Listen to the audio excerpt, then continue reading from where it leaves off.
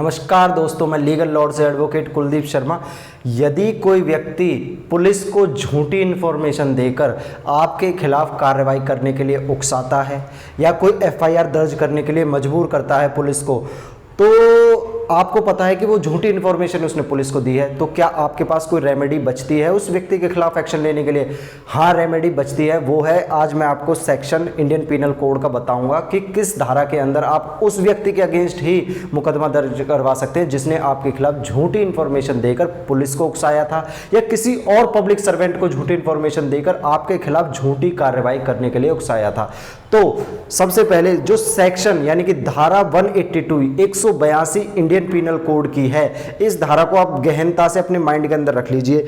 ये कहते हैं कि फॉल्स इंफॉर्मेशन यानी कि झूठी information with intention to cause public servant, कि कोई भी झूठी इंफॉर्मेशन किसी भी पब्लिक सर्वेंट को दी गई है, क्योंकि ताकि वह अपनी अथॉरिटी का यूज कर सके उस झूठी इंफॉर्मेशन की एवज में।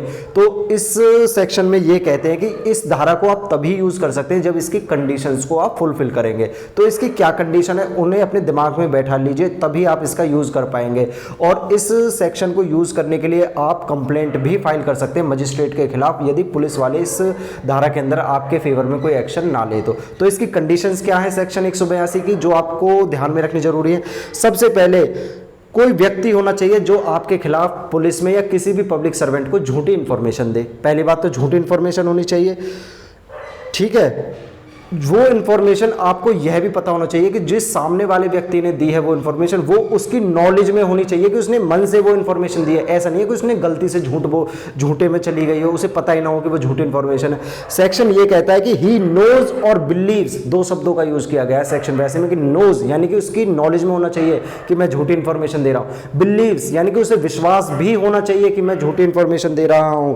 To be false, intending to cause और knowing to likely that he will thereby cause such public servant, मतलब कि इंटेंशन होनी चाहिए उसके पीछे कि वो उस झूठी इंफॉर्मेशन के माध्यम से सामने वाले व्यक्ति को क्षति पहुंचाना चाहता है, कि इस झूठे इंफॉर्मेशन के माध्यम से किसी पब्लिक सर्वेंट को उसकी ड्यूटी यानी उसकी जो पावर से इंपोज करने के लिए कहता है। जैसे कि एग्जाम्पल के थ्रू मैं कहता हूँ, ए व्यक्ति ने बी व्यक्ति के खिलाफ झूठी इंफॉर्मेशन देकर पुलिस में कंप्लेंट दे दी। अब उस कंप्लेंट के माध्यम से पुलिस ने क्या किया, मुकदमा दर्ज कर दिया बी के नाम पर।